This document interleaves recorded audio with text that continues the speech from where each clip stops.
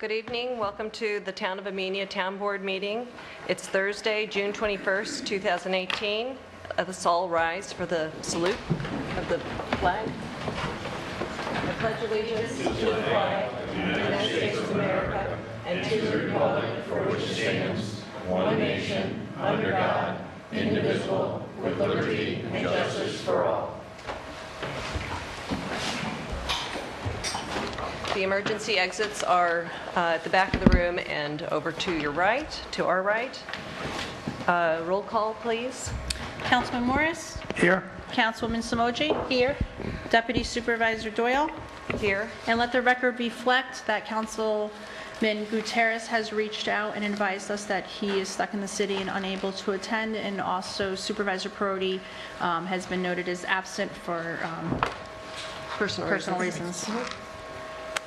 So we're going to open the public hearing for Greystone Programs. Do I hear a motion to open the public hearing? So moved. Second.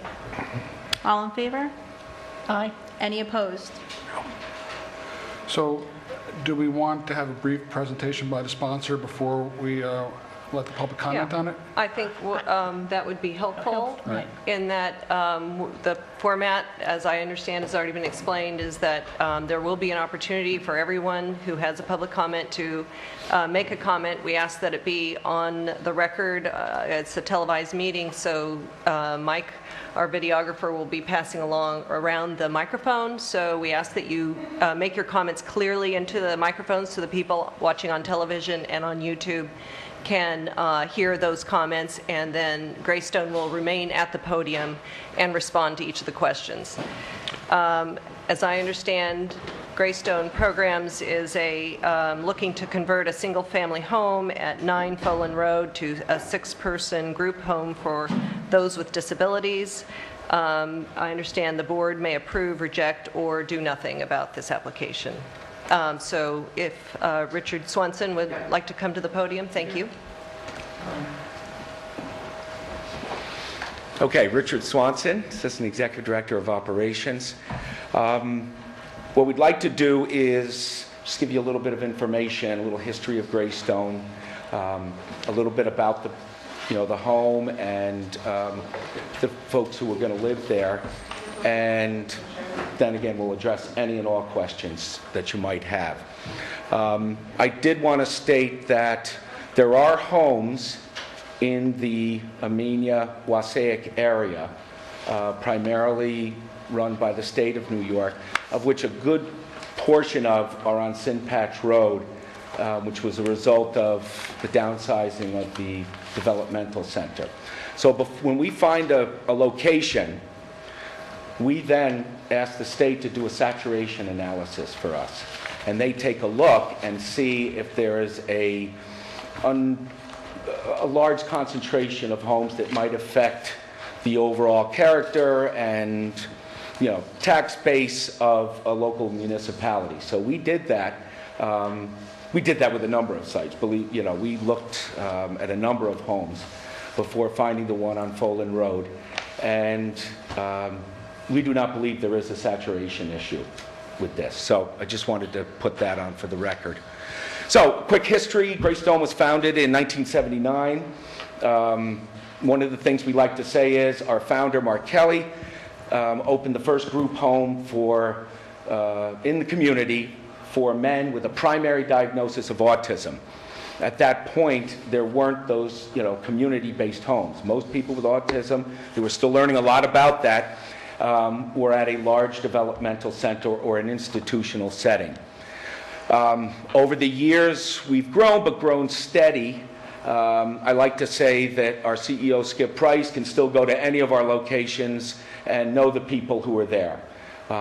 So we're not one of these huge agencies. We now have 14 group homes. This would be the 15th. They are located throughout Dutchess, Ulster, and Orange County. We also have 2 day hab programs, which are basically without walls program, where our individuals go Monday through Friday. They go out and they volunteer in the community. SPCA, nursing home, doing all kinds of things to get them into the community, but also give back to the community. We have 2 after-school programs for kids on the autism spectrum, and probably our fastest growing program is what we call community habilitation, which involves a number of different programs where our staff help parents with children, young adults who are on the spectrum or have various intellectual disabilities. So we've come a long way, and we're love to be good neighbors, and we get involved in our community. We support the local businesses. We support the local contractors. So with that said, Steve, do you want to talk a little bit about the, and I'll stay up here. Yeah, sit down, so you're not standing up and back.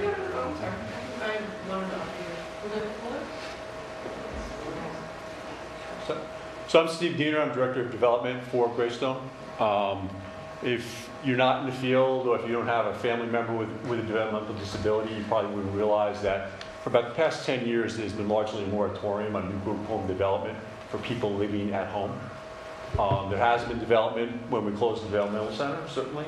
In addition, people leaving residential schools like Devereaux or Anderson School, Anderson Center, homes have been developed for those individuals. But if you had a son or daughter who you raised at home, went to a local school, they entered adulthood, largely shut out of the development process. Existing vacancies and existing homes are available to you, and that can work out really well for some people, but it doesn't often. And of course, supply greatly, or demand greatly exceeds supply. And that demand has been growing, and the wait list has been growing and growing for the past 10 years. So that's been quite a controversy, particularly for local families. And a lot of resentment, a lot of anger, as you can imagine. And in response to that anger and that controversy, the state decided to fund 455 statewide placements throughout the state for people with developmental disabilities, and do so over the next year or two. Within our region, which is called Region 3, 105 placements were awarded. In Region 3, it's tremendous. It runs from the border at the Bronx all the way up past Albany and up to the Adirondacks. So out of those 105, we responded and we were awarded 6, and that's who we're trying to serve, 6 individuals. All of them would be from the Taconic region, so that's Ulster, Dutchess, Putnam, and Columbia. Everyone is either living at home with their parents, living with family or friends, and they might even be homeless and in a temporary setting right now while they try and find something more permanent. They all have what's referred to as an urgent or a substantial need for residential placement, largely because they have an aging caregiver, and they're ready to take that next step. So I can tell you that everyone has a developmental disability. That's obvious from who we are and what our website says and what our funding source is. There's not a whole lot of personal information I can go into with you about the individuals. First of all, it'd be violating their privacy. Second of all, it'd be violating healthcare law. I wouldn't do that to family members. I wouldn't do that to these individuals. But we do take the safety of the staff and people we serve very seriously, as well as the neighborhoods that we have our houses in. When we go to look for a house, we're just like any other buyer. We're looking for the right size house at the right price in a good neighborhood. State puts forth pretty strict fiscal guidelines in terms of how much we can spend per person, both in purchase price and in renovation price, and we would pretty much have to abide by that, and we are. We're also looking for a house that can comfortably accommodate the people that we're going to be serving there, plus the staff who are going to be there. And staff will be there 24/7. It's what we call a fully supervised group home, or fully supervised IRA, individualized residential alternative. I didn't call it that. So this home on Folan Road doesn't currently have 6 bedrooms, but it can accommodate 6 bedrooms. Also has some expansive property, which is a plus for us, especially in terms of our septic system, which may have to be expanded upon. Also, we just like the comfort of having a large piece of property for the people that we're serving. Again, staffing will be 24 hours.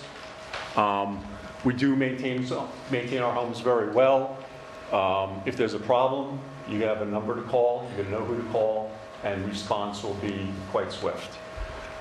Day to day in a group home is pretty much like any other home. We celebrate birthdays, holidays, we have barbecues, but Monday through Friday, the Monday through Friday is pretty typical. People get up, have breakfast, they'll go to program or go to work if they happen to have a job. We hope that these will be local people, so they'll be able to maintain whatever day program they currently have. And we won't have to find something different for them. If they currently have jobs, they can continue with those jobs. At night, people come home, they relax in their room, they have dinner together, but they don't have to eat together, but typically that's when everyone gets together around the evening meal. Some activities maybe, some TV watching, Netflix, some house meetings. Weeknights, people may go out and about, do some shopping. We really reserve the big events for the weekends where people do shopping, recreational outings, a lot of home visits, go back and see the folks and spend time with their family and, attend church or the synagogue, whatever, if that's what they choose to do. We hope that in the future some people would move into a more independent setting. We do see that happen from time to time. But by and large, and this is throughout the system, when someone moves into a home, that's their home for a while. And they're residing in just the right level of support that they need. And with developmental disability being a lifelong condition, very often they'll continue to need that level of support for the rest of their life. But one of the things we do get reimbursed for, we take very seriously, is teaching people more skills, trying to have them become more independent, provide habilitation services to individuals so that perhaps in the future, they can move on to something more independent, and if not a new setting, at least gain more independence in the house that they're living in.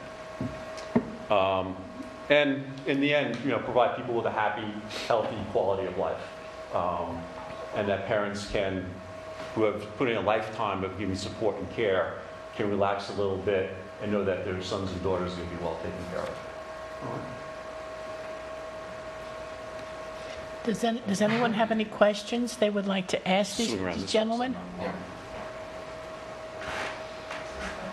Or comments? Comments? Comments? I have questions, but is this the open forum part? Yes. Yes, it is. Is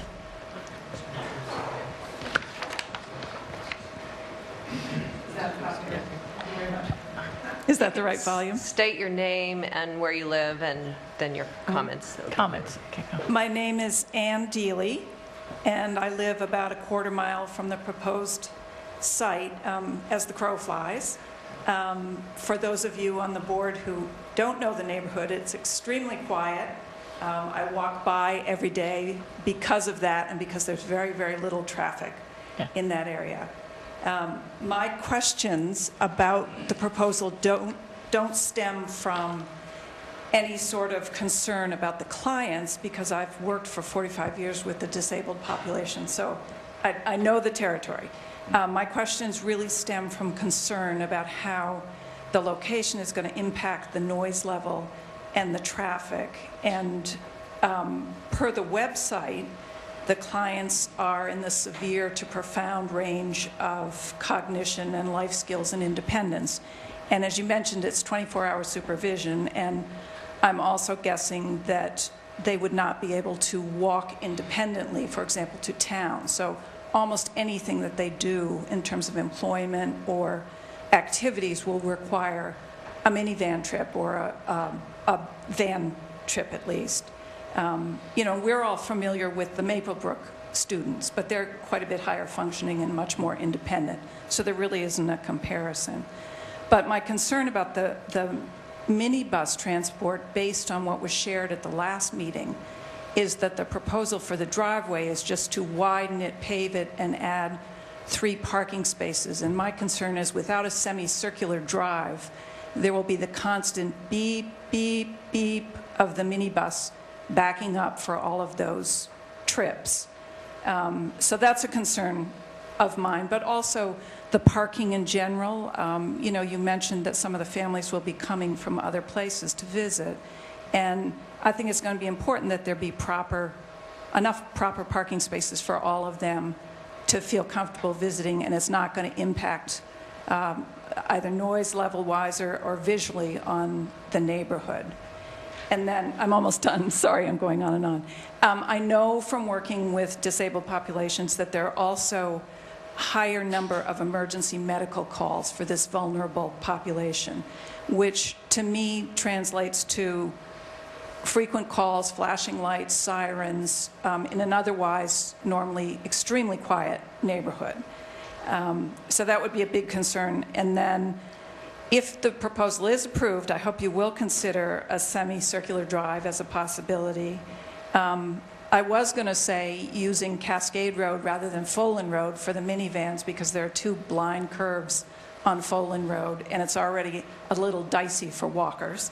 But then my neighbor over here said he's on Cascade, and he has the same concern about the amount of bus traffic. So that's a question. And then the final one is, I would love to be reassured with an emergency plan if a client were to wander off.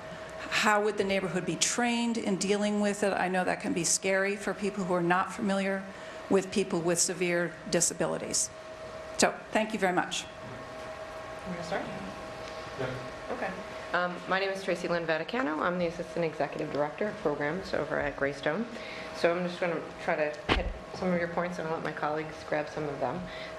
The website talks about some of the people that we support. That's not indicative necessarily of the people that are going to move into that home. As Steve had mentioned, we can't disclose diagnoses and specifics regarding their current diagnosis. So I understand that you have some concerns and certainly your experience, which affords you a great, I'm sure, vast experience and some ups and downs in working with some of the folks that we support. I'm going to go backwards because that's just easier for me. Emergency planning, we absolutely train all of our staff for if there was an emergency and if somebody was to get separated from a group or what have you, what they should do. We train people fully in that. I wouldn't train the neighborhood, so to say. It would be no different than if we had a problem within our community. We would let our neighbors know if it was my sister that got lost or my mother that got lost. I would have a plan of action. So we'll train our staff for that. We would utilize local municipalities as needed. I go backwards. Driveway. The current proposal for the driveway is to widen it a little bit and have a couple spots at the end of it. For us, it's very important for us to fit into our communities. So I want the house to be someplace that you or I or anybody would want to live in. It is, and I said it at the last meeting, it is exactly what your name and your town is called, pleasant to the eye. I mean, that is important for us. The last house we opened, people walked into that house and were like, wow, this is gorgeous. This is where I'd want to live. That is exactly what we want. I want it to blend in. I can drive through any neighborhood and say that's a group home, that's a group home. I don't ever want our Greystone houses to be somebody that can pick it out and say that's a group home. So we will take that into consideration. We've designed, Craig was a part of that design for the driveway and make sure that it's safe. We don't have mini buses. I think you're talking about kind of the in between the big, large vans, and we tend to utilize minivans. We use pardon? Odysseys, yeah. Cars, Fords. So we again blend in as much as possible. The old 15-passenger vans and those big buses, wheelchair vans, we utilize that type of transportation for people that need wheelchair accessible vehicles. So if they don't need that, then we don't utilize that. This is a multi-level house, so what other? I'm sorry, medical. Yeah, I know that happens. I'd lie to tell you that we don't call 911. We do. It happens. I can't say whether it would be excessive or not. We certainly look at every situation and make sure that it's appropriate when it's utilized. We don't want to tax our community in any way. We're cognizant of our neighbors. Anytime 911's called, I certainly evaluate those situations. We have a team of people. We have a director of nursing. We have directors of residential programs. So we look at that situation and make sure that it's appropriate. If it is, then it is. We have a great medical on-call system as our organization, so there's a lot of support after hours on the weekends. So there's accessibility to resources that beyond 911. Alcohol is bad for a number of reasons. Yeah. And we're always looking to reduce them. Yeah. And reducing the number of one calls is seen as a win for us and the people we're serving. And each house will have an RN to assess people's needs and try and head those situations off. Well, and certainly take your idea with the driveway. We can look at that again. Everything, we can take a look and see if there's a better way to do it. I appreciate your suggestion. I still remember back in Westchester, I got knocked for putting in a circular driveway, but I do kind of like it, so. Well, there's enough land. Yeah. Yes. Yes, That's not my job. yes, Yeah, the microphone. okay, Who great, has thank you. My name is Ann Butler, and I've lived at 25 Folan Road since 1999, 20 years. And one of the reasons that I've lived there as long as I have is because it's quiet. And I'm assuming that that quietness is probably what's drawn you to the property. And so I'd like to second what Ann has just said in terms of her concerns regarding the noise levels. And so I really would very seriously encourage you to consider a circular driveway. I really don't think, there actually is a circular driveway at 10 Folan Road, right across the street. So I don't think putting one in would make it stand out in any way visually. Okay. And I think that that could lessen the noise level. The other thing that I would like to raise is pedestrians. A number of people walk on that road because it's quiet. People walk their dogs. People walk to exercise, and so we would hope that that would be able to continue. And so pedestrian safety is another issue to bring up. That's it. Thank you. Well, I know that that's like you and I walk as well, and a lot of the folks that enjoy being out, and that's a form of exercise, and it's a great way to see your neighbors and wave. And I know that the house that we just opened most recently a few years ago, it's a cul-de-sac, and they know their neighbors because they walk through their neighborhood and they wave and they say hi to people, and That's how I part of being this meeting. So I think we want to be good neighbors, and if somebody's not being good to the people that are walking on the road and we have to address it, we will. And my number is in those packets, so if you didn't take a packet and you'd like one, my card is in there. You certainly can, we're available. My phone is not on me right now, but it's with me all the time, and we're pretty accessible, so we can address things quickly. Any more comments?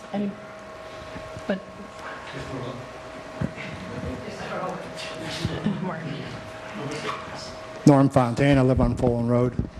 I'm just curious how much discussion has occurred relating to the flooding issues that occurred there over the last, forever. I've lived there over 30 years, and the last 5 years, conditions haven't been there to flood, period. So it hasn't flooded. The previous 10 years, to that 8 out of 10 years, it flooded severely. I'm talking about the water was throughout the entire yard, up to the doorstep, pretty much. So what would, is there a concern about that, or is there going to be living space in the basement? Or is there living space in the basement? Yeah, that's what I love. Craig can address this. Yeah. Craig's our director of facilities. Craig Rivera, Director of Facilities for Greystone. I have had a conversation with the owners. We did have an engineer in the house. We had the home inspection done. We were told that the drainage was put in because of the water pooling. I put it in. Okay, there you go. Yeah. I can tell you more about that too, though. So. When we did our inspections, there were no signs of water at that time or residual water that may have been there. The owners assured us that their basement didn't get wet, but yes, there will be. All right, I got to object to that. The fire company's been there, I don't know how many times to pump that basement out. The basement's been rehabbed, I don't know how many times. Okay. All right, anybody can say whatever they want. I'll just simply state the facts, and you guys can take them for what they're worth. You're going to be underwater there. There's a stream that runs alongside of it. They put a new culvert pipe in there, a much bigger culvert pipe. But I'll tell you right now, after 30 years up there, I've seen culvert pipes change. I've seen bigger trees get uprooted, taken down the stream, and that culvert pipe plugs up and it'll flood. But the bigger concern is the water, the main water that floods down there doesn't come from the stream, it comes from the mountain. And there's actually an underground stream that pops up, and that drainage ditch wasn't put in there for the stream because it empties into the stream downhill below the water level, below the bank levels. So if the stream runs over, that drainage ditch is going to do nothing. Water seeks its own level, and it's going to flood. It's going to come through the drain and back up and flood more, actually. That drain was put in there for the water that comes off the mountain on the other side of the property, which I don't know if you were told about that. But that was where the majority of the water came from in the more serious floods. You're going to get flooded there, I can tell you that right now. I mean, I hate to say that because it sounds like it's a cop-out, but it's not. I mean, I was actually asked to write a deposition for a court case involving the people who sold her the house because they were suing them for the flooding. Now, after the drains were put in. It's a pretty serious problem. I'm talking 8 out of 10 years, knee-high water at least, coming out that front door to the road and across the road. Is it just that road? Yeah, absolutely. Well, it's the other house. No, it's Cascade Mountain Road into Fallen Road. That stream runs down Cascade Mountain Road and it crosses over into Fallen Road. But again, the other water is from the ridge on the other side. That's my property, actually. But it's an underground source. The ledge is right there at the surface level, and the water runs that ledge and it pops out. There's no hole there, but you won't believe how much. It's a full white water, 10-foot wide, about knee-deep stream when it opens up. It's amazing. So in your opinion, can anything be done landscape-wise to? The only thing that could be done landscaping-wise would be to put in a system that would handle all the water coming off the mountain. Well, it does it to the other houses. But the other problem is when that stream overflows, that's the low spot. That house is the low spot. It's going to fill up. So if that culvert gets plugged, or actually it's not just that one culvert by the house. There's three other culverts going up to another stream up in the valley there. And if any one of those plugs up, it overflows and starts running down the road, and then it misses the culverts. That entire road all the way down to Cascade Road itself has been totally taken out at least 3 times in the 30 years I've been there. Totally washed out. Not from where the house is, from above that house, up that mountain. So I just want you to be aware of it. And I actually went to this owner and disclosed to her when she bought it. I said, did the previous owners tell you about the problem of flooding here? And she said that they hadn't. That's why I offered to write the statements for them in a court case. And I'm doing the same thing here. I'm telling you folks up front. She didn't get that chance. I didn't get to talk to her until after she bought it. And I thought that the previous owners would actually be honest enough to tell them that. So I'm telling you guys, that's an issue there. It's going to happen. It's going to happen. It's done it yet. It will. That was our tax money. Yeah. It's not it's maybe different with somebody If they're else. talking, they've got to identify themselves. Wait, you have to have the microphone. Excuse me, you have to have the mic, excuse me, you have to have the microphone so we can hear you when you're... You got it. If you folks have any questions, I'll answer those. I've been there 30 years, I've seen all of that. Yeah, I'll go ahead and second Norton's comments about the water during Hurricane Sandy. My name is Peter Deister. I live at 97 Cascade Road. During Hurricane Sandy, I believe I stood on the bridge at the intersection of Cascade Mountain Road, Cascade Road, and Folan Road, and 2 feet of water was coming south across Folan Road through the basement of the house that sits at 10 Folan Road. 32 years ago, when my wife and I moved in after a winter of ice and snow and heavy rains in the spring, if we looked east from our house, the brook had come up to the point where the water was at the road level. Now, I'm not an engineer, nor maybe you would know the grade between the road and Goldberg's house, the white ranch that sits down in there. Mm-hmm. What's that off the road? I'm guessing the height-wise, maybe the distance or height? Height. Probably 7, 8 foot. 7, 8, 10 feet, the water was up to the road. Now, another concern I have is I'm assuming this property is coming off the tax rolls. Okay. So therefore, everyone here that's then a landowner has to bear what you don't then contribute to our local municipal budgets. It has to be divided out and spread around. So it means our taxes go up. Can't comment on that, on what happens as a result, but yes, you're correct, it does come off. Now, someone had mentioned EMS before. I think I would be fairly accurate if I mentioned that right now the town of Amenia is in flux with EMS providers. We're now having to pay a rescue squad. We have paid ambulance service. If you tax that service, two things happen. The rest of the taxpayers have to pay for that service. You enjoy it, but it costs you nothing. And at the same time, if that ambulance is busy at your facility, it's not available to someone else. The only thing I'll add to that, you're right, they come off the tax rolls. We do, for every one of our houses, make a sizable contribution to both the fire company and emergency services and the police department. Is that a pilot? You make a payment in lieu of taxes? Exactly. You do. That's a negotiated item with... No, it's not in writing. We can't do that. But we do every year. Well, I'm not an attorney, but something like that is just a straight donation. That's not replacing coming off the tax rolls with a pilot program. We don't want to replace it. We were looking to show appreciation and give a donation and go. This comment is for the board, if I may. When did you folks first hear about Greystone wanting to come to Amenia? I believe it was at our last meeting. Yeah, I think so, yes. April the June 26th, 7th. correct? No, so there, if I can address that, although their notice was dated April 26th, it was not received until May 23rd. And it was addressed at the first meeting this month, where they made an informal presentation, at which time the town board set the public hearing for tonight. But it's a very short time period, and we only have 40 days by law in which to address this by making a recommendation or a decision or an objection. We only have a certain amount of time to do that, but that runs from May 23rd, not the date of the letter. Right. Thank you very much for using the terms a short time period. I think you can tell by the folks in attendance tonight that perhaps it's caused the community to come together and ask some questions. So it sure would have been nicer to have a lot more time to react. Are there any more comments? Yep, we've got one here.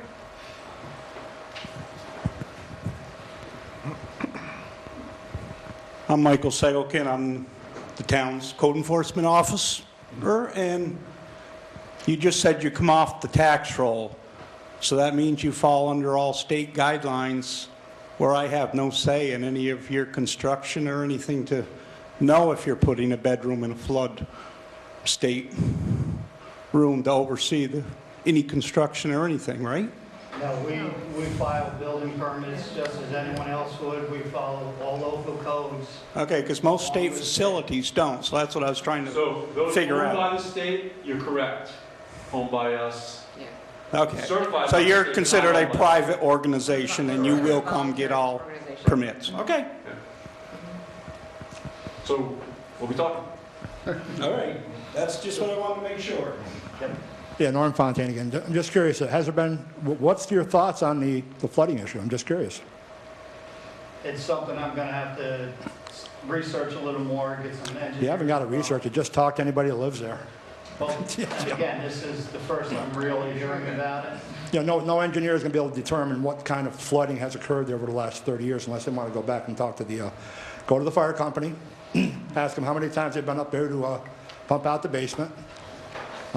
I can tell you the number of times there's been renovations done in the basement because it's flooded. It's going to smell good now because it's been taken out. It's been 5 years, sir. And you've got 5 years of no flooding conditions. I'm talking 8 out of 10 previous years. We're not talking a little bit, and sometimes 3 or 4 times each year. So we're not talking, you know, don't misunderstand me. We're not talking maybe or a little bit. We're talking it That's floods. 100-year flood? No, we're talking this the worst property in Amenia for flooding. It is the worst one. So.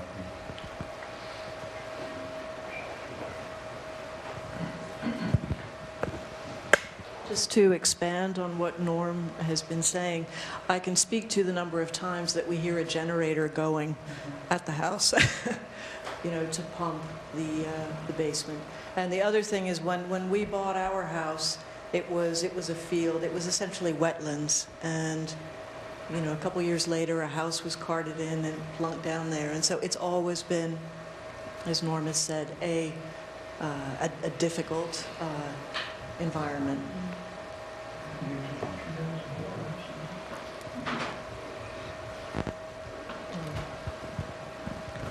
Are there any more comments? Does anyone have any more comments for these folks? Yeah, sure. Have you guys had the opportunity to visit the site on a weekend? Or always through the week? Okay. All right, just during the week.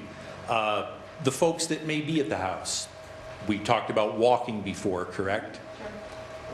I would probably steer you away from that. As my neighbors can attest, I tend to get a bit loud on Saturday and Sunday when cars travel that road in excess of, I dare say, 50 or 55 miles an hour with no regard for people on the road. And that's, it happens constantly. Saturday was an Is it a cut? And we've approached various members of the town board about speaking to certain folks that are chronic speeders. I believe our past highway superintendent acted on a petition signed by everyone in the neighborhood, and he was sorry, following state guidelines, he could only reduce that speed limit a certain amount, and it has no effect. It's dangerous. So is it a shortcut to somewhere that people are using? The winery, they come up there and they go, phew, they get Coming back from the winery. up and back, both ways. It's downhill all the way.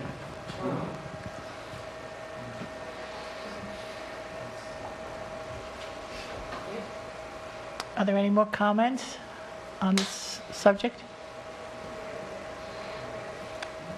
Would you like to motion to close the public hearing? Yes, I'll motion to close the public. I'll do that. Specifically state ages of the folks that read at home. I need a second. Second. Jim? Second. There will be sufficient. Councilman Morris? Yes. Councilman Simoji? Yes. Deputy Supervisor Doyle? Yes. Okay. Thank you, everyone, for coming. We greatly appreciate it. Have something to say? Excuse me. I'm sorry. Do you want to talk about the deadline, the dates? So we have a deadline for making a decision, and as I understand, the board can either approve, reject, or do nothing about this proposal. And if you want to Or recommend tell us more about alternative that. sites. Recommend alternative sites? Correct. The fourth option. That's the way the law is written. Right. Okay, I didn't So you understand can that part. approve it or take no action.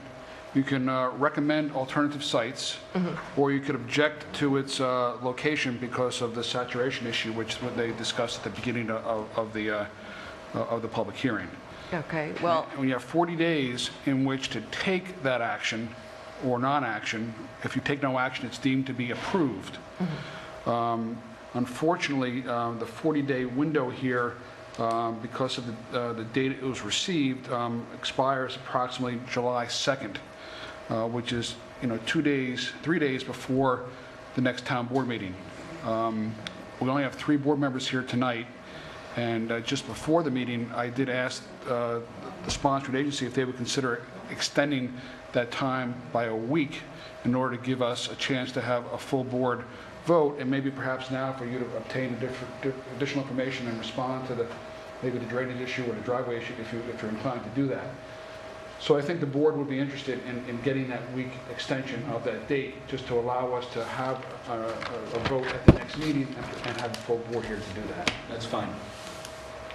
Get that in writing? I'll confirm that. In writing? I'll confirm that in writing, but on the record tonight, they have represented that The date would be for the decision? Well, we're going to ask for a week just so the paperwork can be done or whatever, so it would be July 9th? I'd actually we'd like to convene and talk about the extension if we can, before we do that, yeah. I know that we talked beforehand and we want to consider it, so before we commit to that today, I think we need to kind of absorb what we heard tonight, and can we get back to you about whether we're okay with the extension? Tonight during the meeting here, or, I mean, because either we take some kind of action tonight, or you force us into a default or calling a special meeting. I think a special meeting would make more sense. July 5th is not an ideal time for many people, so I think the board might be looking at alternative dates. Maybe we could meet on July 1st, something like that. That's fine. It's a Sunday. So, Or 2nd.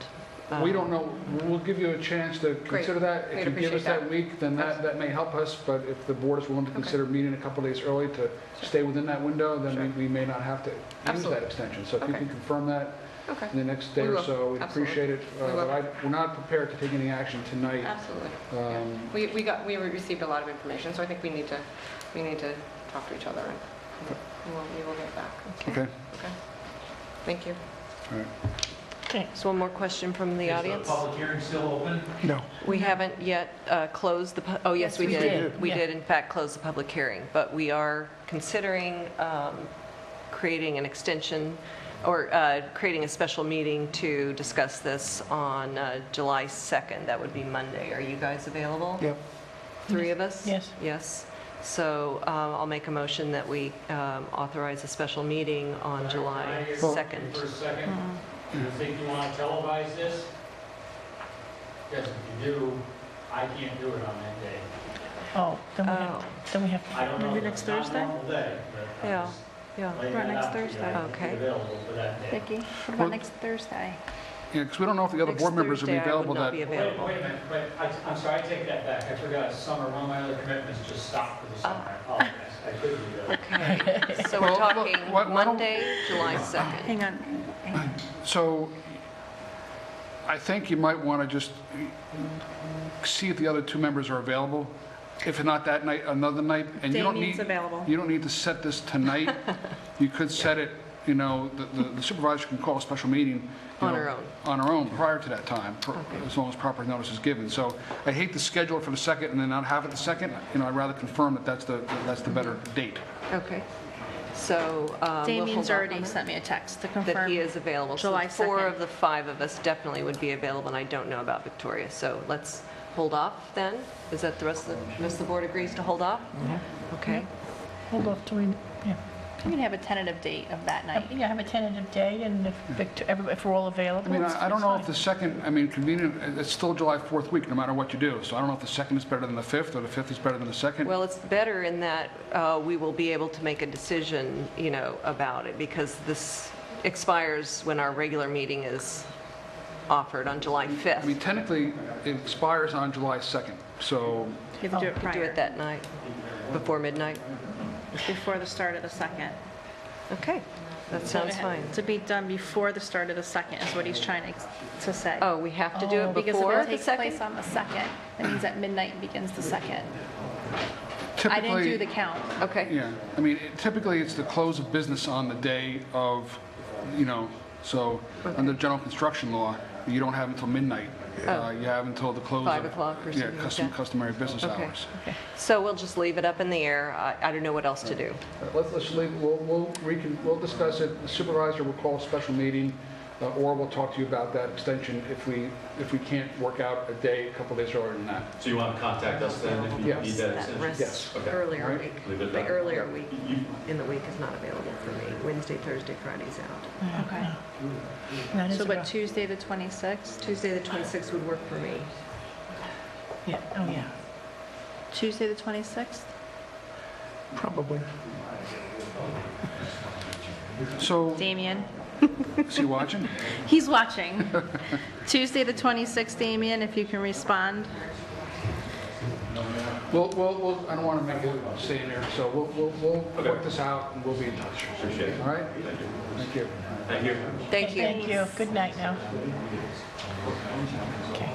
Tuesday, June Oh, 26th. I didn't mean to jump.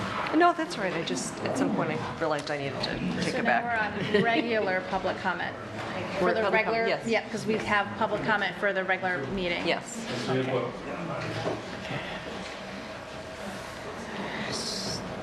we're tentative for the 26th, is that what it is? We're waiting for Damien, and yes.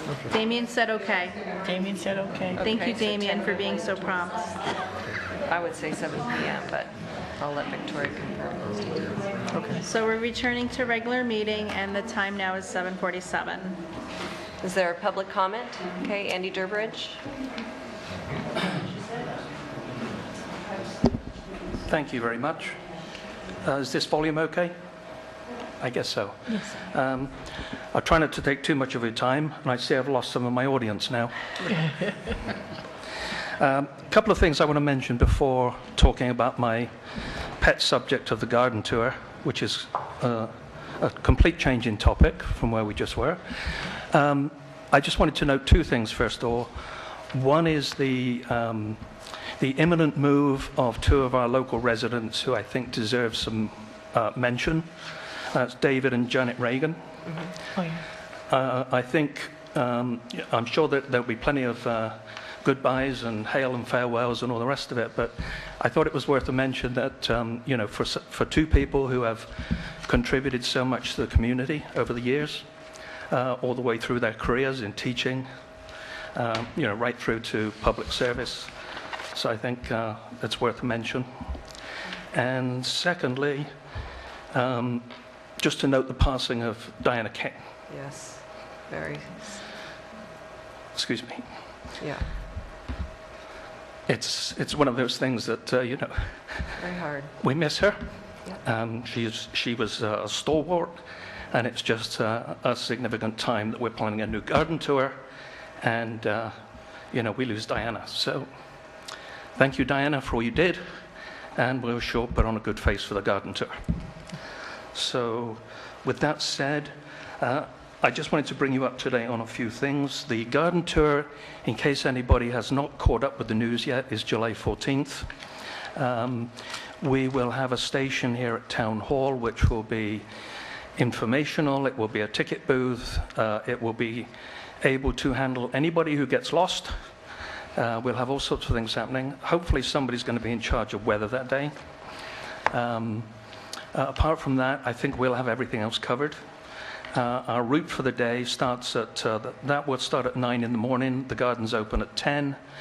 As I've mentioned before, we have a garden route that takes us from Amenia in either direction, south to Wasaic, across the mountain, as they say, to Millbrook, or back through Amenia and across 341 out to Sharon.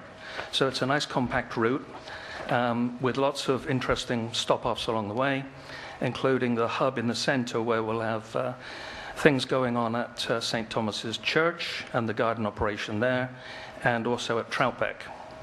I believe Troutbeck is also putting on a special lunch that day, which is bookable in advance. All of the information in much more detail is on our website, and that's all posted now. So rather than try and explain every nut and bolt and nitty-gritty, we have an up-and-running website, and it does have all the ticketing information on there, and you can buy tickets online.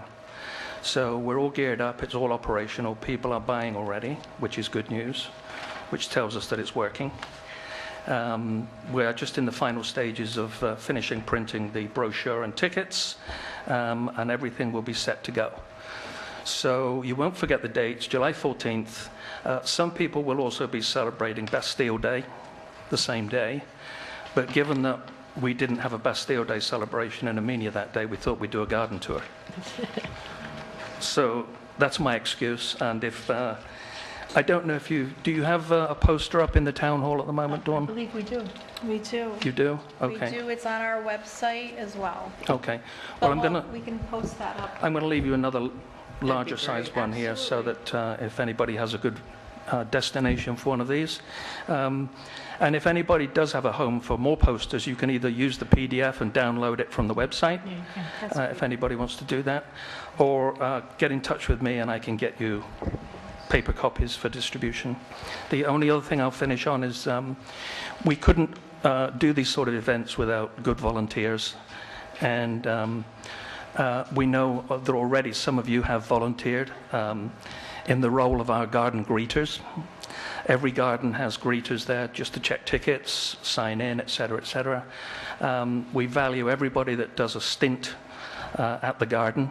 Anybody that would like to do a stint of volunteering at one of the gardens, there's almost a garden of choice at the moment, so just get in touch with us via the website, we can find you a spot.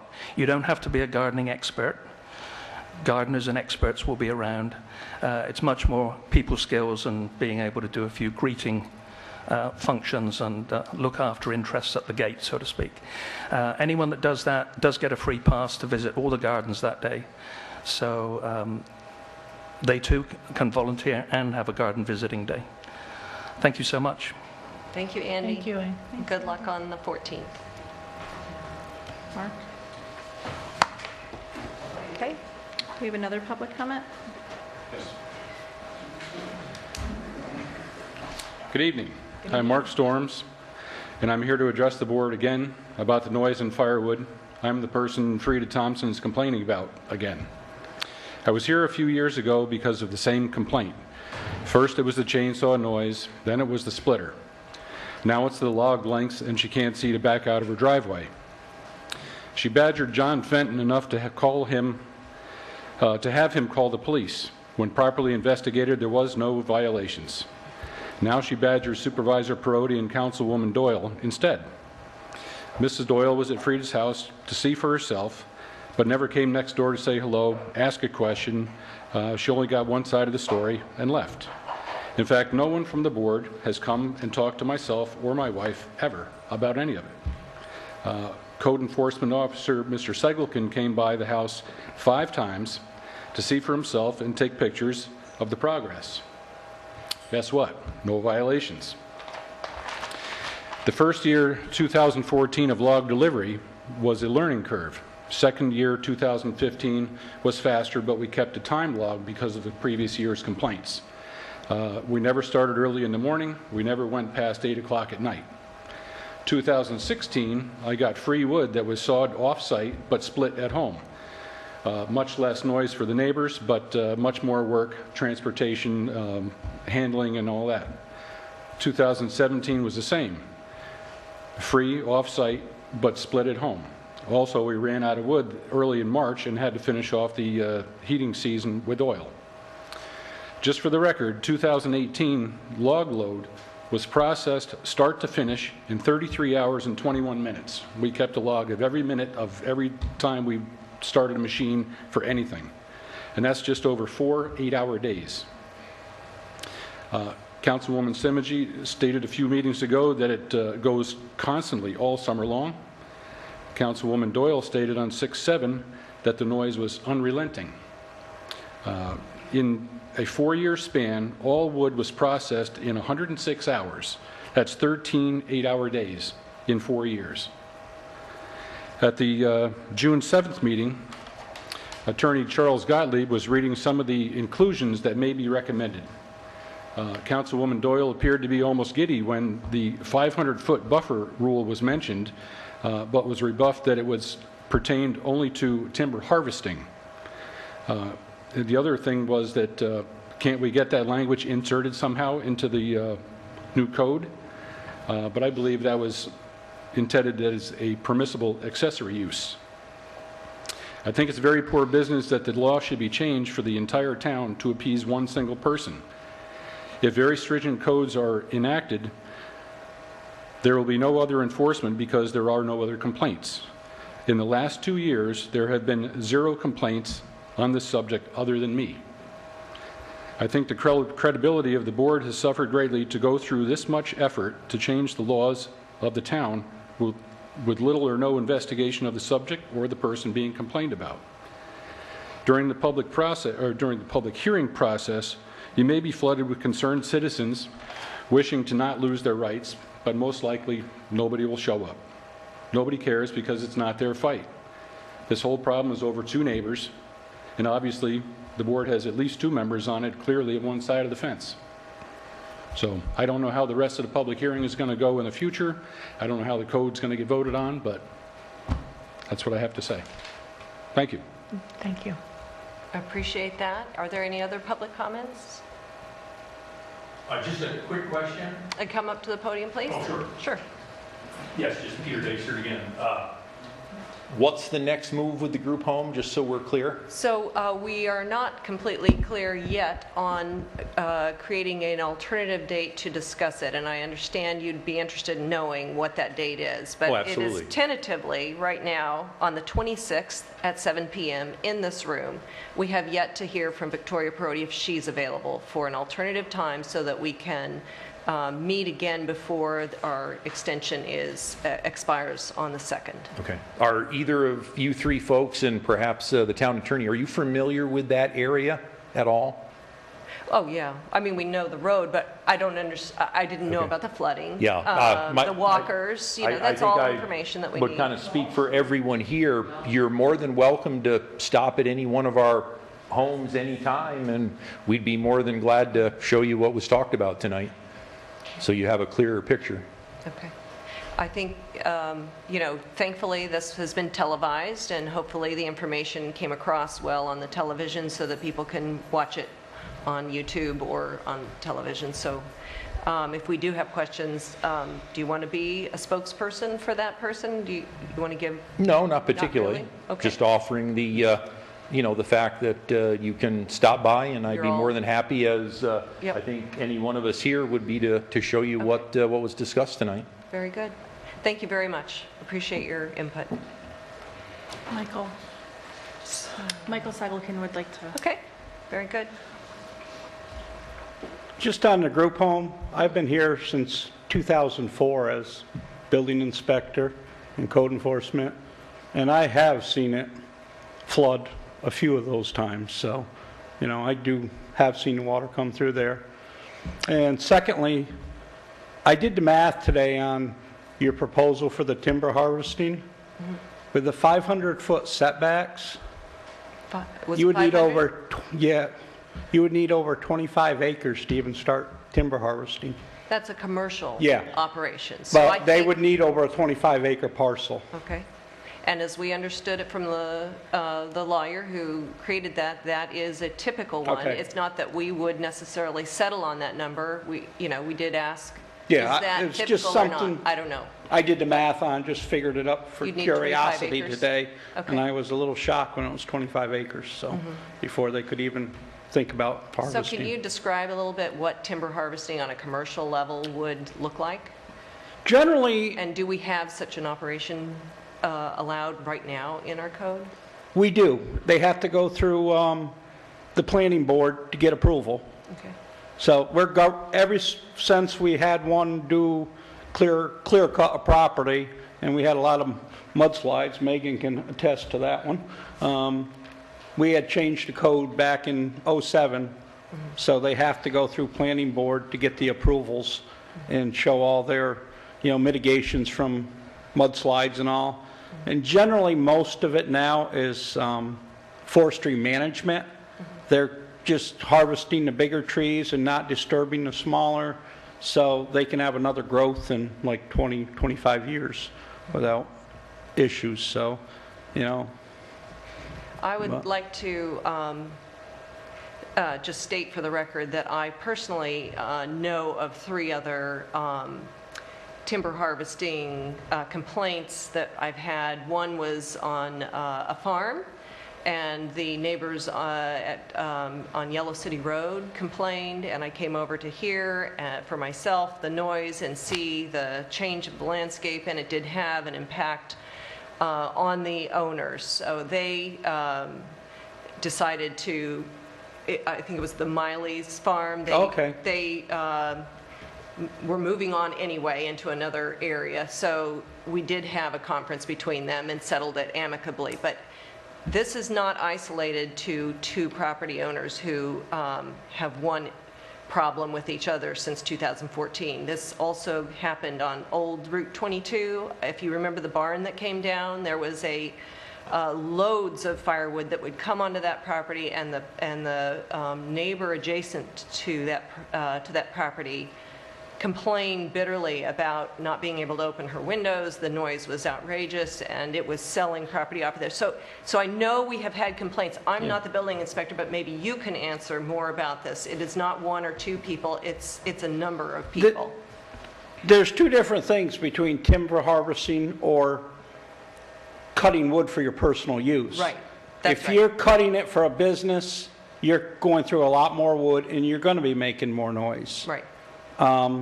Mr. Storms, who was just up here, he gets 1 load a year for his personal use. You know, that's like 7 to 8 cord of wood in a log truck. And that's, you know, he read tonight how long it takes to cut. If you're buying load after load of firewood, triaxle load to sell, yes, you're going to be doing a lot more. That's a commercial use. You know, that could fall under guidelines. We have nothing for firewood processing at the moment in our code. How do you square the fact that our code assures our residents that they can enjoy their property, and when you can't you can't open your windows in the summer, you can't go out on your porch and enjoy a conversation because you're drowned out by the sound. It happens to be, you know, wood, all of his wood was done in 106 hours in 4 years. So 106 hours, she needed to be gone from her property or doing something. It's so close to her property boundary line. They are practically, you know, 500 feet from each other. And I've been it's there. too close of a territory for her to open up a window and not be completely feeling like she's standing right next to she can't turn. Have you been there when it's happening? Not when they're cutting, but generally they are cutting in early spring where you're not opening windows generally. You know, well, it's, you know, they try. Most people try not to go all summer because of the heat, but some people do.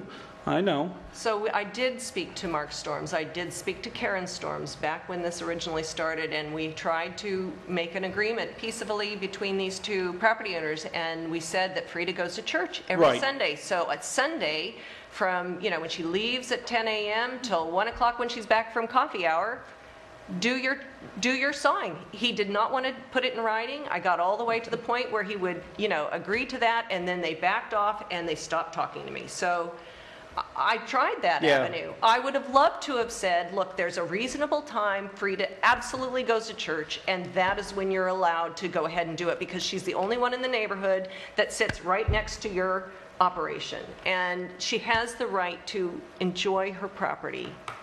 Yeah, and I did try to research what happened when John Fenton was here. Right. Unfortunately, I can't find it all, but, and, you know, I did talk to... Ask Darlene Reamer, ask Hillary Thomas, who are our special prosecutor. She took a look at the pictures. She said, those logs are in the highway right-of-way. I'm sorry, but that's not allowed. You can't, on that small property, you can't just put that in the right-of-way. So have your highway superintendent come by and say, that's not allowed. But I understand Megan took a look at it and didn't feel it was within the highway right-of-way. That is even though it comes right up to the edge of the road, there is highway right-of-way on every town road, right? It's not just ending at the road. It is, so it's your call. I mean, it's the town board's call as to where the right-of-way starts and ends, but... There's nothing in writing. John L. is considered a user road, which basically means the property lines go to the middle of the road. Huh. Actually, nothing in writing. So you don't have any right to trim along the side? I always thought that, you know, from the center line, 25 feet out was your right-of-way. General right-of-ways. And that doesn't apply on this road? Some roads are a lot wider than others. I mean, 25 feet could be, you know, their front door. Depends how far they're off the road. So did you mark it off to see if it was within the right-of-way or no? No, it wasn't in our... Megan. Megan, you should go to the They're microphone. asking that you go to the microphone. Oh, Megan, I'm sorry. You have to use the microphone. Sorry. No. Oh, sorry. We're so into the conversation, we forgot. Yeah, no, I didn't see anything wrong with it. It's wasn't in our, you know, plow any way from bothering plowing. I thought it was okay. So Hillary Thomas said it was within the town's highway right-of-way. At that point, when you had emailed me, the logs were sticking out further, and they had been cut back because she was complaining about seeing pulling out. So typically, if I could just address if you have a dedicated road, the town owns the road, it's typically a 50-foot right-of-way, of which 22 feet maybe paved, 24 feet if it's a typical road with a 50-foot right-of-way. Whatever it is, you know, you do have ownership interest and the right beyond the paved right-of-way. On a user road, that is defined by the width of the traveled way. So on a user road, the abutting property owners own to the center line of the road, and then the public has an easement or a right-of-way over the traveled portion. So beyond the traveled portion, except for maybe, like a drainage swale or a drainage ditch or something is growing into the road, the highway superintendent doesn't have jurisdiction beyond that because it's a user road. Okay. Right? So that helps me understand that. So Hillary may have thought it was a not regular known- town right, road. correct. Yep, not a usury road or whatever the description was. So thank you very much, Megan. Thank you for giving us a little more information about these laws and how they will, we have yet to review them carefully and make a decision, but we are considering the laws as they've been written, and we're not yet ready to do that tonight, but it will be at our next meeting, I understand. Okay? Thanks. Thank you. So town clerks, Just go ahead. one more thing. I know last month came up about the gun shooting as well. Oh, yeah, yes. I have got a hold of the owner of that property.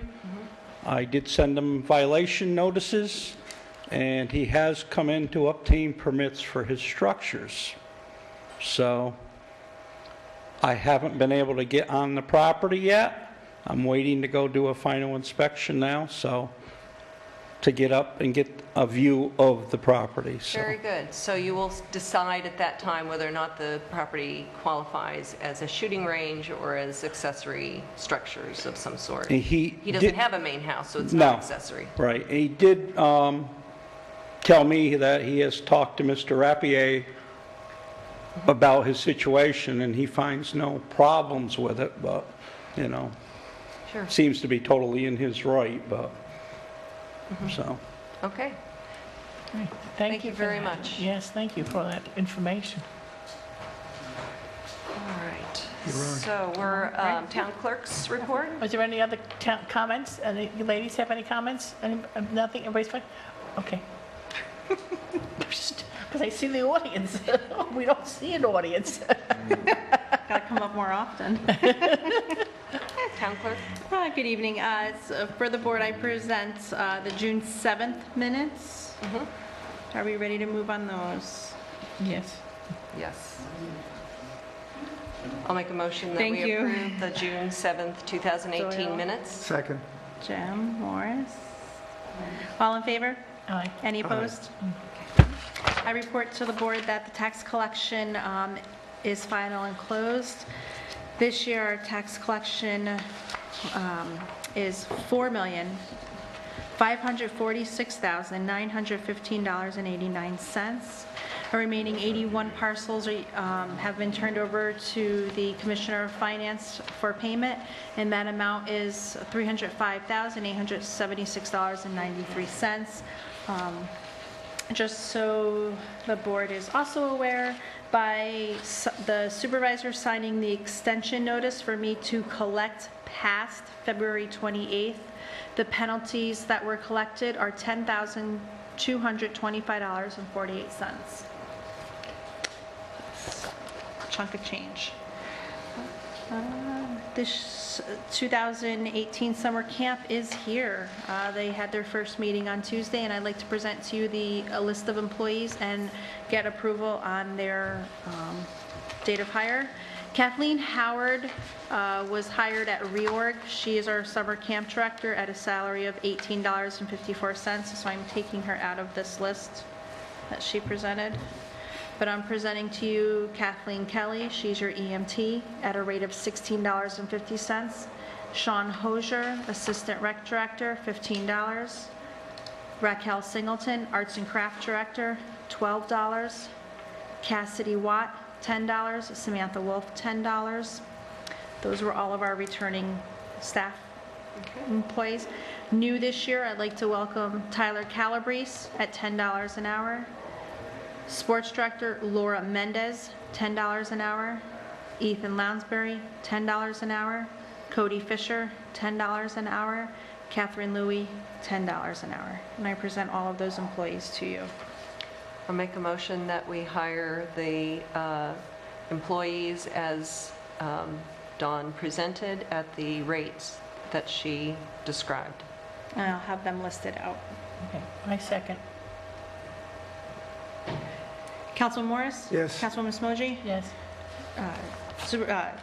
Deputy Supervisor Doyle? Yes.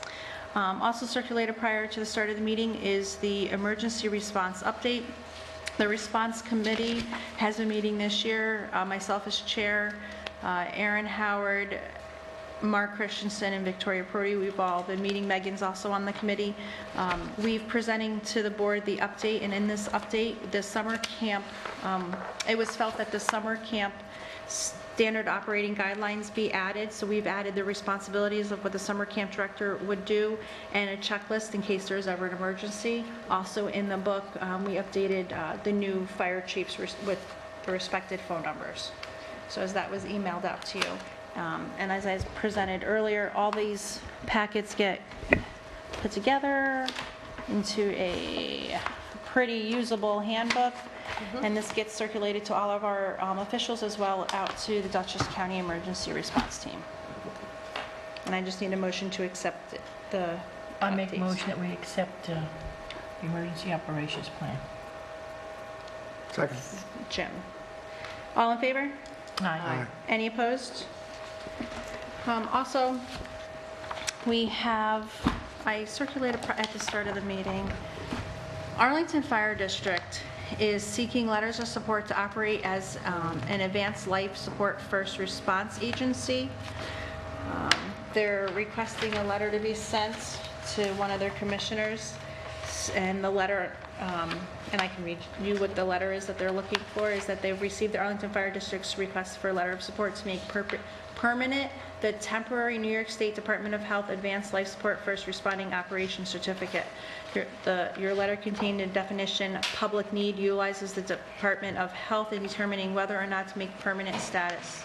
The demonstrated absence, reduced availability, or an inadequate level of care in ambulance or emergency medical service available to the geographic area which is not readily correctable through its reallocation or improvement in the existing resource.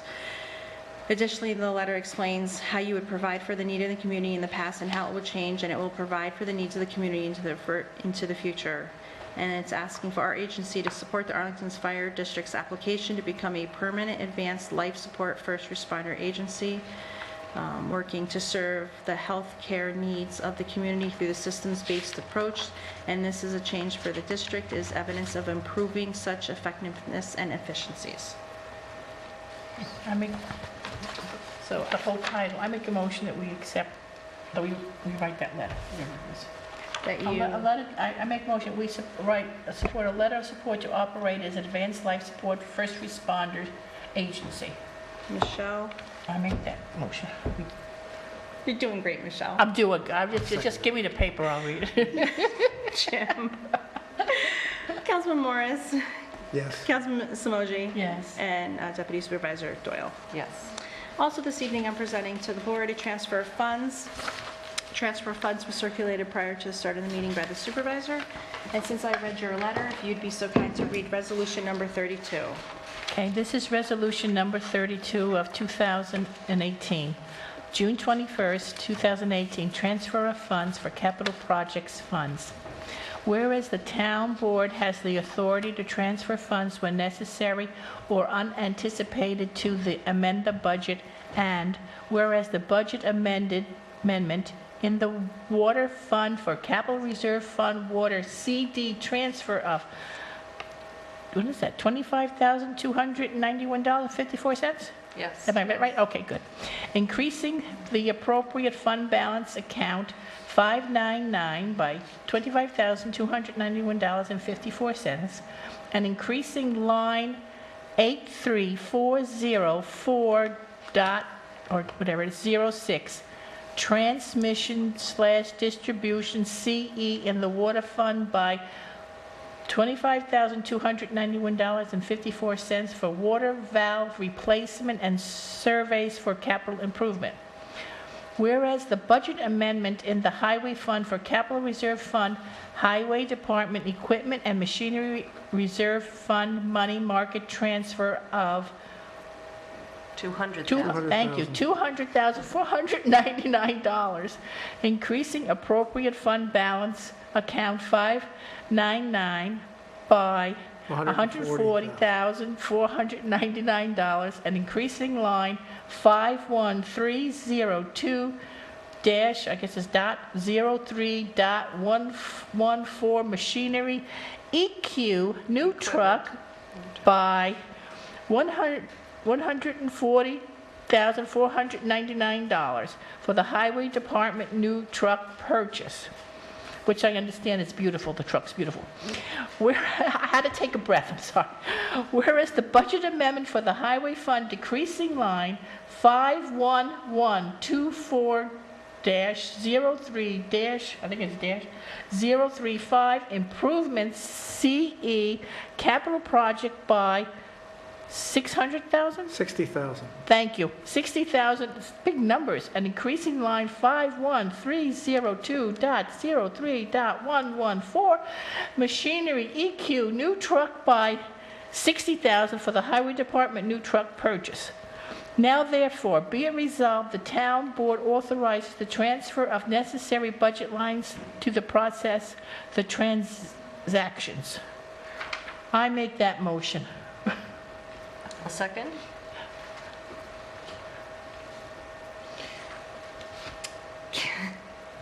Councilman Morris, Yes. Councilwoman Smoji, Yes. and Deputy Supervisor Doyle. Yes. Michelle, you're doing great.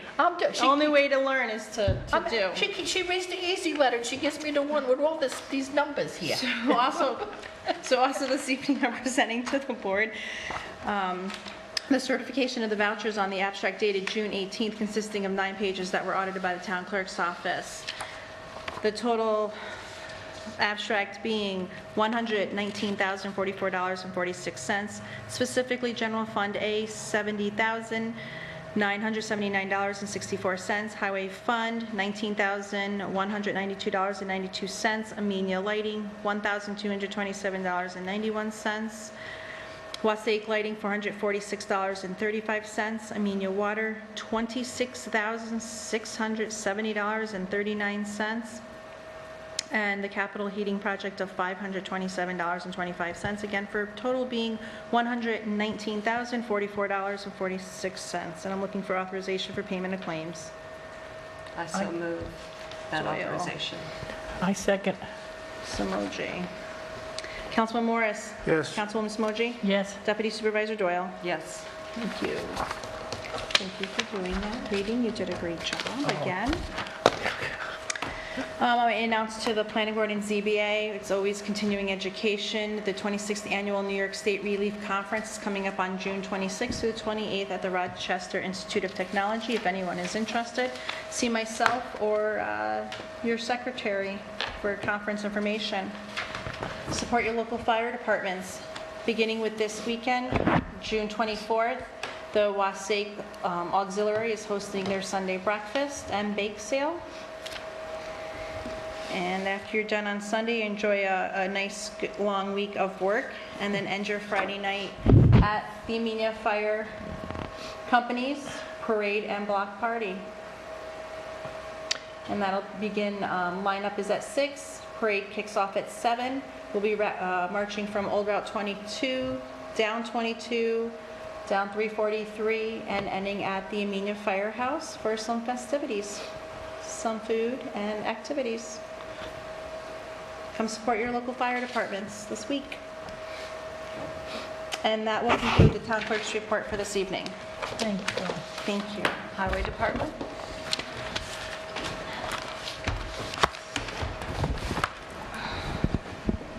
Okay, we've been out, we have everything mowed, weed whacked for the first time. As you know, the truck has been delivered. It was delivered on May 25th. The last couple days we've used it hauling sand in from Harlem Valley Materials to stock up our sand pile, get ready for winter. This year I'm going to blacktop Depot Hill, Powder House, and O'Hanley Drive. We've been around fixing the catch basins, trimming some trees, and cutting shoulders, getting ready. I received 3 price quotes. We got one for Peckham's, $153,591. Calaruso, $153,720. Callahan, $170,000. $1,546. So Peckham's going to be blacktopping. They gave me a start date of July 2nd and hopefully completed by July 5th. That still could change, but that's what they gave me for a date. That's about it. I do have an opening. Job, need a CDL. An opening, a position open? Yeah. Okay. Yep. Well, that's a very good point. It's just a general worker? Labor, driver, Labor? need a CDL, Okay. Class B. Very good. Megan, if you share that job opening with me, I can put it on the website and post it on the official town bulletin board. On board, okay, it's on TV. Still on. Yeah. Okay. Excellent. But I know Put it I in don't the have it paper on the and- website. What's that? I know I don't have it on the website, and I know it's not posted on the official All right. town bulletin board. I'll do it. Maybe we can try to help you get somebody. Okay. We get it out there. That's right. Let's hire people. I have, well, I've received 2 applications. Okay. Still When's looking. the deadline? Yeah, that's Oh, what it yeah. is. Oh, it's opening? Yeah. Just like a Yep. recurring? Can you go over again the eligibility requirements? They have to have a certain license? This Or not? Chauffeur's license? CDL, Class B, Okay, with the air brakes. okay. And be a laborer. Age? Okay. Age? Is there an age requirement? What item? 18, 21? Yeah, What are whatever, you? whatever it is for the CDL. Not sure. 21? 21? It's full-time, I assume? Full-time, yep, 40 hours a week. So Peckham was 153?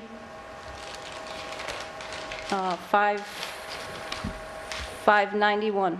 Thank you. Do we need to authorize that, or the low bid? What's that? or- She's already, You've already- sounds like she's Yeah, I already put done it up for That's bids not- in the quick quote. Okay, Oh, okay. okay.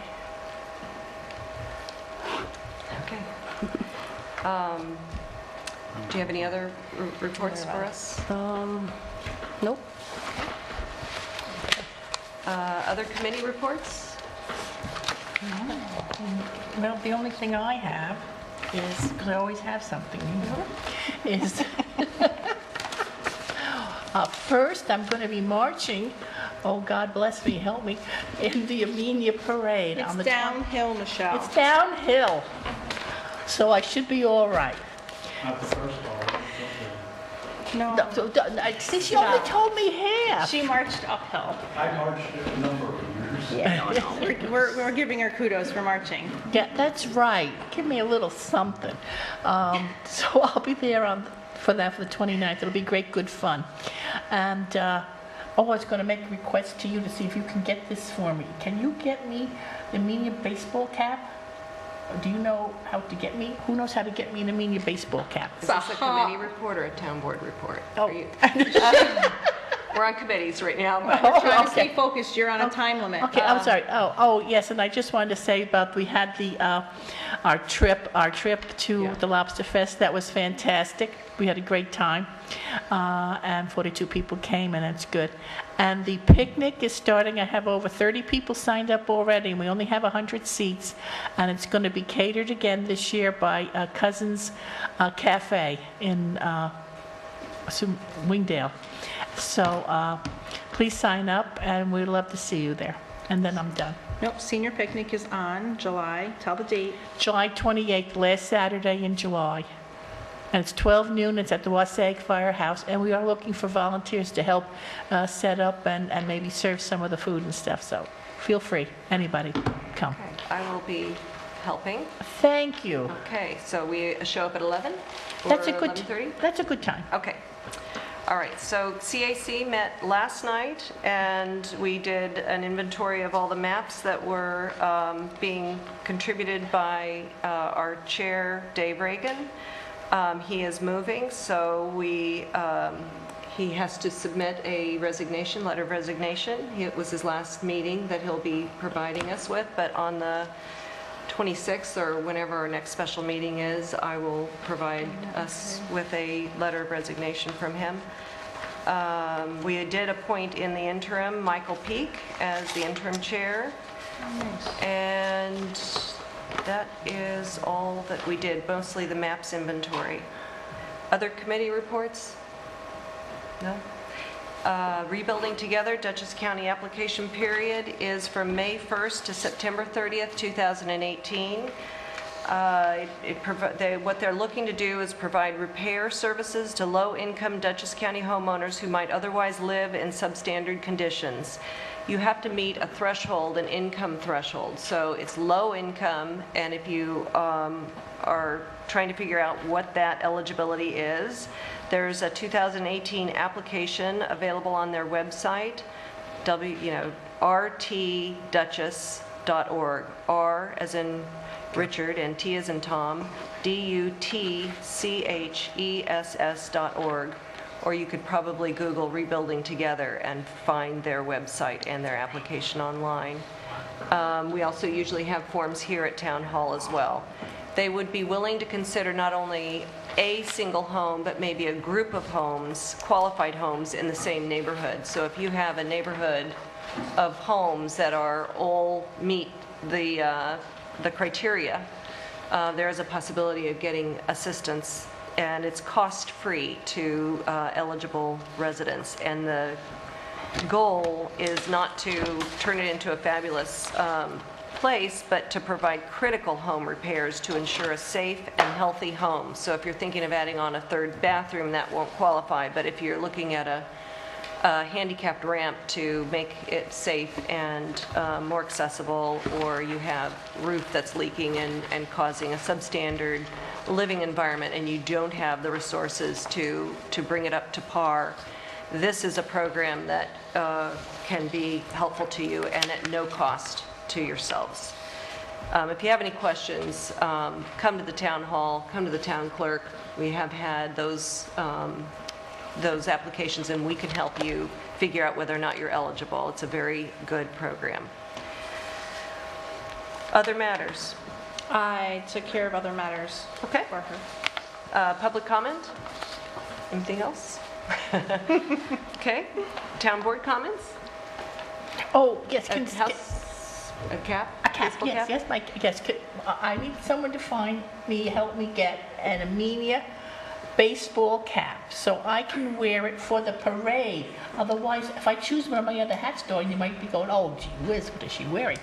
But I would love to wear an Amenia baseball cap too. I prefer you wear the hat that you wore to Veterans Day, or Memorial Day service. That was excellent. You like that hat? Yeah, I do. Oh, well, okay. That's a great hat. It is a great hat. It's perfect. Red, white, and blue, as I recall. It is, yes, it is. Okay. Okay, is that it? And when I take a vote on that, should I wear the red, white, You and also blue? got your picture in the paper, so why not? Oh, yeah, why not? Yes. Okay, I'll do that. If not, you can borrow Zachary's baseball Okay. hat. He has an old Amenia hat, I'm Okay, sure. she's He can covered. lend. Anybody else? Town board comments? We're good. No?